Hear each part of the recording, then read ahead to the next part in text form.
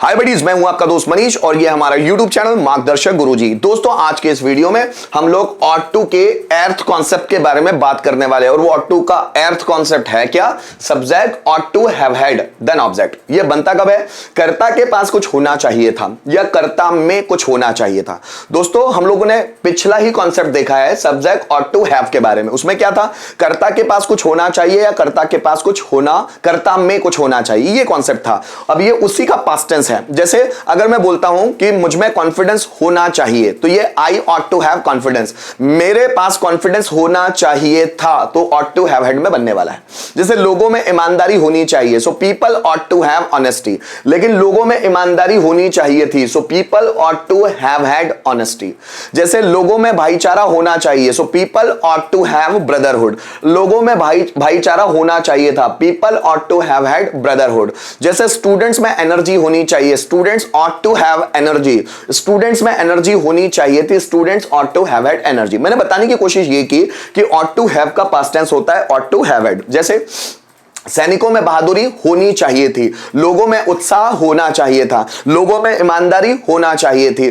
Teachers के पास knowledge होना चाहिए था, टीचर के पास एक्सपीरियंस होना चाहिए था। बच्चों में उमंग या उत्साह होना चाहिए था, बच्चों में जिज्ञासा होनी चाहिए थी। हमें अपने परिवार के प्रति उत्तरदायित्व होना चाहिए था। स्टूडेंट्स में आत्मविश्वास होना चाहिए था। जैसे मैं बात करूं, बच्चों में मैनर्स होने चाहिए थे, है ना। टीचर्स में ईमानदारी होनी चाहिए थी। या मैं बोलूं, हमें अपने देश के प्रति रेस्पेक्ट होना चाहिए था, हमें अपने देश के प्रति रेस्पेक्ट होना चाहिए था। जैसे हमें बड़े बुजुर्गों के प्रति हमारे मन में सम्मान होना चाहिए था, हमारे मन में मतलब हमारे पास होना चाहिए था। तो सब वो ऑट टू हैव हैड के सेंस में चलते हैं। स्टूडेंट्स में डिसिप्लिन होना चाहिए था, स्टूडेंट्स में पंक्चुअलिटी होना चाहिए था। तो इस तरह के सेंटेंस बनते हैं। आइए इसको समझते हैं। जैसे स्टूडेंट्स में उत्साह होना चाहिए था, so students ought to have had enthusiasm, या फिर जिल भी बोलते हैं उसको, ZEAL जिल।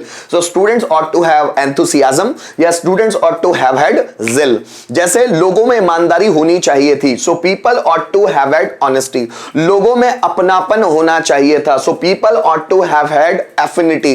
लोगों में भाईचारा होना चाहिए था, so people ought to have had brotherhood. Students में पंक्चुअलिटी होनी चाहिए थी, समय की पाबंदी, तो students ought to have had punctuality. Students में अनुशासन होना चाहिए था, students ought to have had discipline. लोगों में देश के प्रति सम्मान होना चाहिए था, so people ought to have had respect for country. हमें अपने परिवार के प्रति हमें अपने परिवार के प्रति जिम्मेदारी होनी चाहिए थी, so we ought to have had responsibility for our family. जैसे स्टूडेंट्स में एक्सपर्टनेस होनी चाहिए थी, एक्सपर्टनेस मतलब विशेषज्ञता, so students ought to have had expertness. जैसे हम में काबिलियत होनी चाहिए थी, so we ought to have had excellence, है ना। हमारे पास सक्सेस होनी चाहिए थी, so we ought to have had success, है ना। जैसे स्टूडेंट्स में कम्युनिकेशन स्किल होनी चाहिए थी, students ought to have had communication skill. हम में कॉन्फिडेंस होना चाहिए था, so we ought to have had confidence. ऐसे बहुत सारे सेंटेंस आप बना सकते हैं। जैसे स्टूडेंट्स में आलसीपन नहीं होना चाहिए था, so students ought not to have had laziness. जैसे लोगों में कामचोरी नहीं होनी चाहिए थी, so people ought not to have had procrastination. Procrastination मतलब कामचोरी।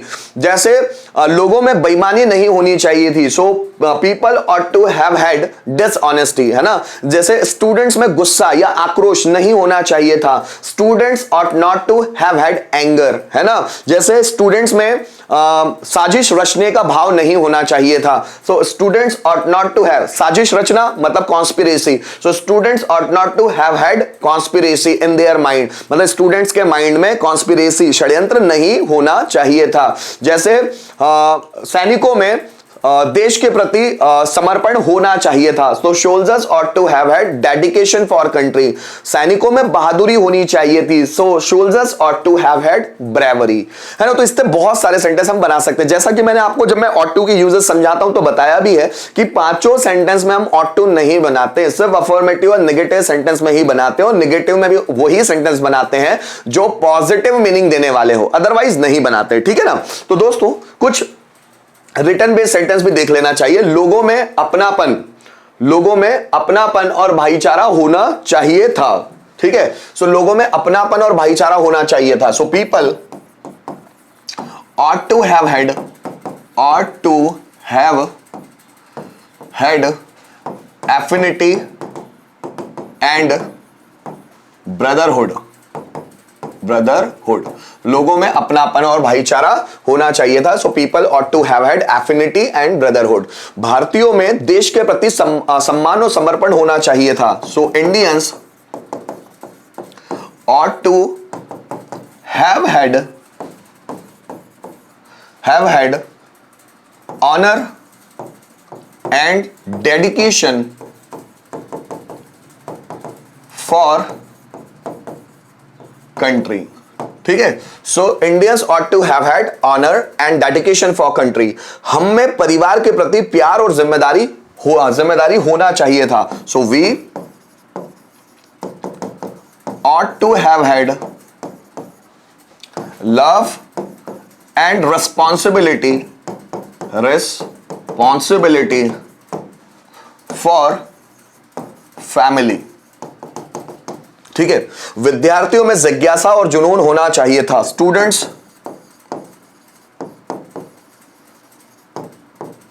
ought to have had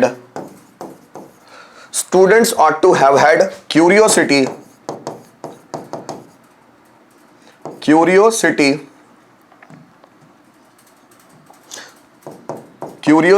and जुनून, passion. So students ought to have had curiosity and passion। Students में मतलब जिज्ञासा और जुनून होना चाहिए था। भारतीयों में हिंदी भाषा के लिए सम्मान होना चाहिए था। So Indians ought to have had respect for Hindi language.